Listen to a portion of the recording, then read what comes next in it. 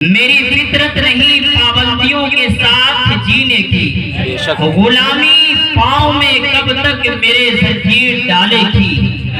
مسلمانوں سروں پر ٹوپیاں رکھ کر چلو اپنے، مسلمانوں سروں پر ٹوپیاں رکھ کر چلو اپنے، یہی پہچان دشمن کا کلیجہ چیر ڈالے گی۔ کہیے بے سبحان اللہ، یہی پہچان دشمن کا کلیجہ چیر ڈالے گی۔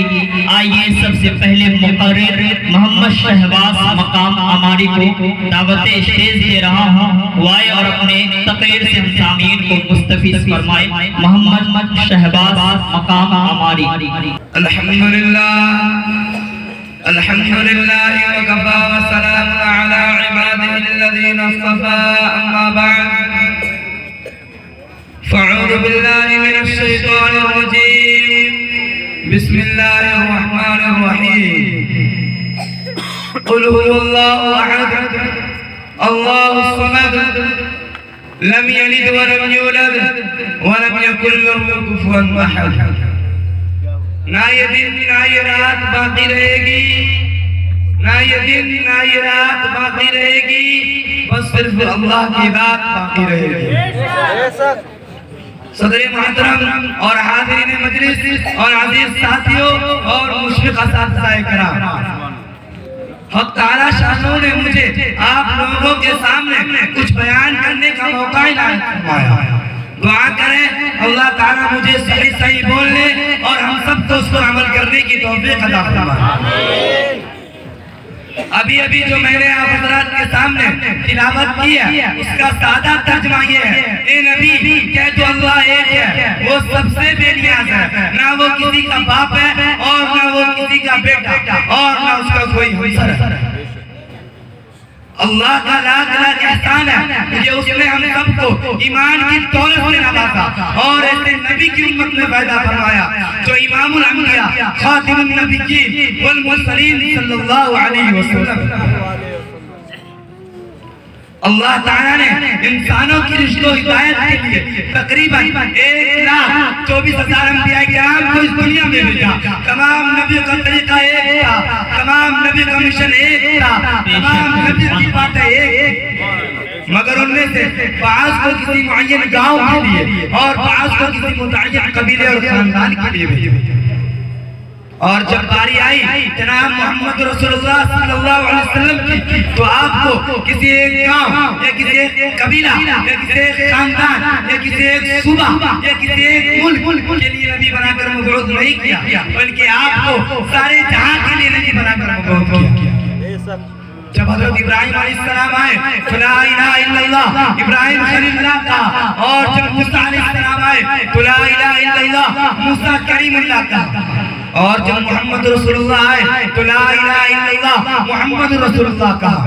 الغرض تمام نبی کا مقصد یہ تھا کہ اللہ ایک ہے، اسی پر ایمان لاؤ، اللہ کے علاوہ کوئی معبود نہیں، اللہ کے علاوہ کوئی حاجت روا نہیں اور کوئی مشکل کشا نہیں، اللہ کے علاوہ کوئی اولاد دینے والا نہیں۔ اگر کوئی مسلمان یہ کہتا ہے کہ اللہ کے علاوہ کوئی دوسرا مشکل کشا اور حاجت روا ہے تو ایسے لوگوں کا ایمان خطرے میں پڑ جائے گا۔ اسی توحید کو سمجھانے کے لیے تمام انبیاء آئے اور طرح طرح کی تکلیفیں برداشت کی۔ اسی توحید کو قرآن میں مختلف انداز میں اور مختلف سے بیان کیا گیا ہے۔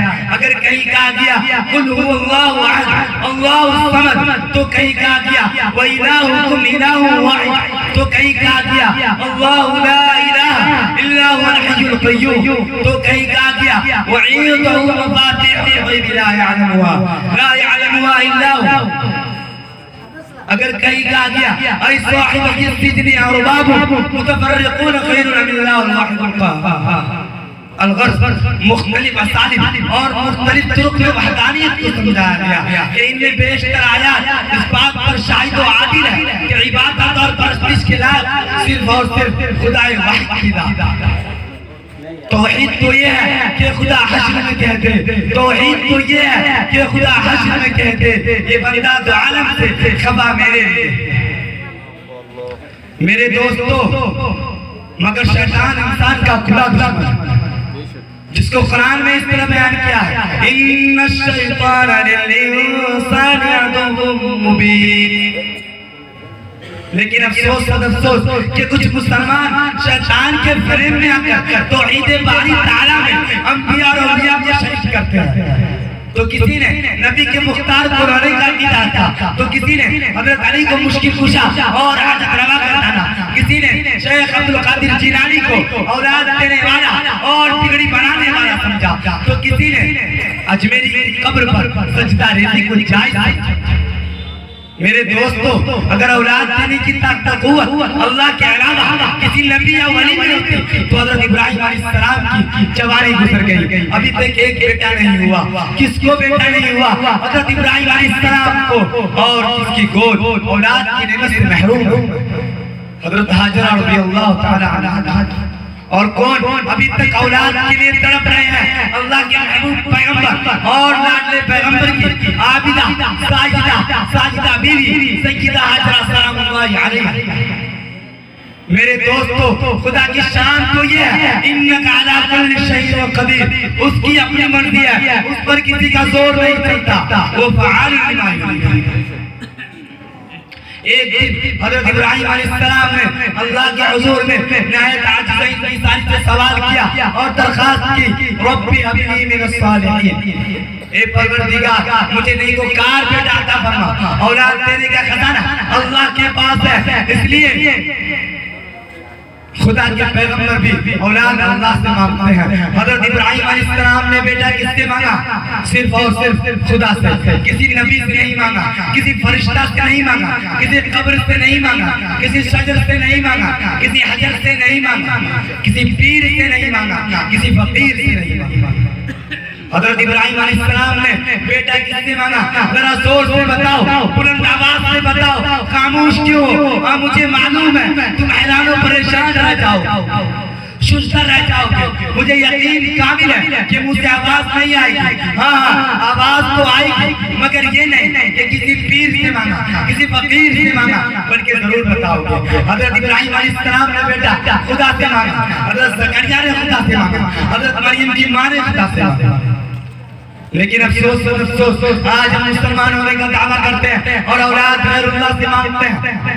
یہ سب لا الہ الا اللہ کے تقاضے کے خلاف ہے، نبی صلی اللہ علیہ وسلم کی تعلیمات کے خلاف ہے، انبیاء علیہ السلام کے خلاف ہے، صحابہ اکرام کے عقائد کے خلاف ہے، ائمہ مجتہدین کے خلاف ہے. کیوں؟ اس لیے کہ نبی کو خدا کی ضرورت، صحابہ کو خدا کی ضرورت، ولی کو خدا کی ضرورت، ابدال کو خدا کی ضرورت، قطب کو خدا کی ضرورت، امام کو خدا کی ضرورت. ارے ہم سب کو خدا کی ضرورت. میرے دوستو، توحید ربوبیت میں کسی کو شریک کرنا تو عالم میں تصرف کا مالک خدا کے علاوہ کو جانتا. در حقیقت یہ شرک ہی ہے. چنانچہ ایک جماعت نے مردوں کی تعظیم پر ابھارا، جس نے یادگار کے طور پر مردوں کی مورتیاں بنائی اور ان کی پوجا کرنا شروع کی. اور ایک جماعت نے بتوں کو ستاروں سے تراشا اور ان کی پوجا کرنے شروع کر دی. جب ان میں باہم اختلاف ہو گیا تو کسی نے چاند کی، کسی نے سورج کی، کسی نے ستاروں کی پوجا کی.